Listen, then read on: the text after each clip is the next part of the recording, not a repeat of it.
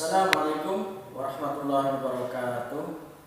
Baik anak-anak, untuk mata pembelajaran kali ini yaitu SKI. Di bab pertama kita akan membahas terkait dengan ketabahan Nabi Shallallahu Alaihi Wasallam dan para sahabat. Kemudian untuk lebih jelasnya, mari kita simak video berikut ini. Berawal dari ketika Nabi Muhammad Shallallahu Alaihi Wasallam mendapatkan wahyu pertama kali saat beliau berdiam diri di Gua Hira. Pada saat itu Nabi Shallallahu Alaihi Wasallam didatangi oleh malaikat Jibril yang menyampaikan wahyu kepadanya.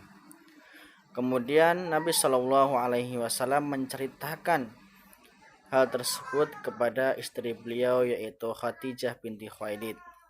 Setelah mendengar cerita itu, Khadijah kemudian mengajak Nabi Shallallahu Alaihi Wasallam untuk menemui Waraqah bin Naufal yang merupakan sepupu dari Khadijah itu sendiri.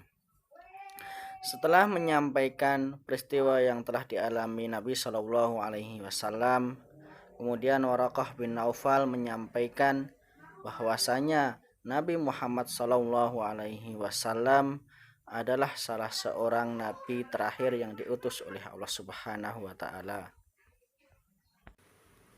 Kemudian setelah itu Nabi Shallallahu Alaihi Wasallam memulai dakwah setelah mendapatkan wahyu kedua, yaitu turunnya surat Al-Mudaththir ayat 1 sampai 7.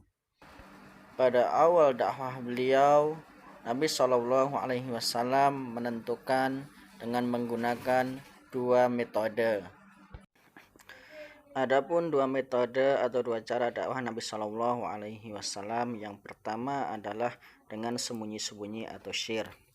Pada awal dakwah beliau, ada beberapa orang dari kalangan keluarga dan sahabat yang berhasil memeluk ajaran Islam.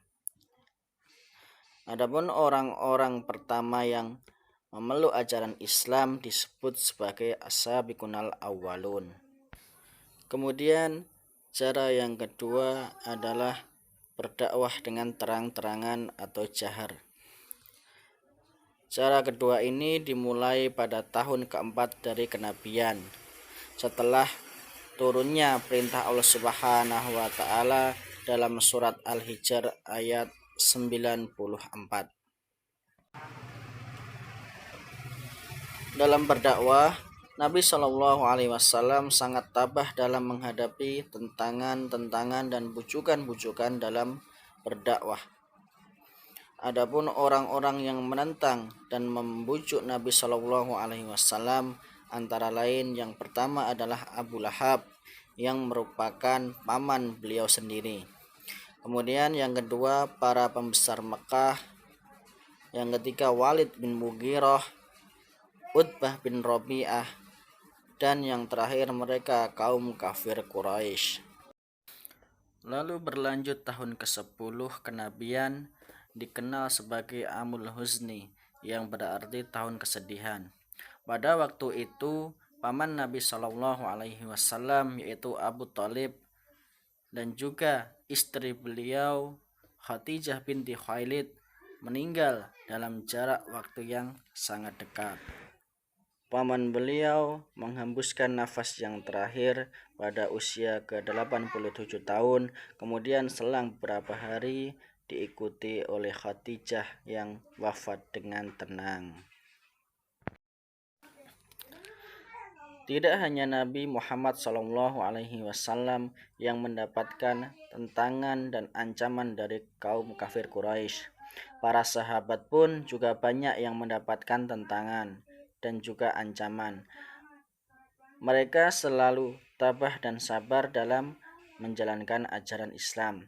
Adapun para sahabat Nabi Shallallahu Alaihi Wasallam yang mendapatkan tentangan antara lain, yang pertama adalah Khadijah binti Khuwailid yang merupakan istri beliau, Abu Bakar As-Siddiq yang merupakan salah satu sahabat yang masuk Islam pertama kali, kemudian Fatimah Az-Zahra putri Nabi Shallallahu Alaihi Wasallam, Ibnu Mas'ud salah satu sahabat yang berani dengan lantang membacakan Al-Quran di hadapan orang-orang kafir Quraisy, keluarga Sumayyah yang sangat tabah dalam menghadapi ujian, Arqam bin Abil, kemudian yang terakhir adalah Bilal bin Rabah, ya, salah satu sahabat yang dicintai oleh Nabi Shallallahu Alaihi Wasallam. Baik anak-anak, jadi itu semua adalah pembahasan kita pada pertemuan kali ini. Jika ada yang ditanyakan, silahkan kalian tanyakan kepada wali kelas kalian masing-masing. Cukup sekian. Assalamualaikum.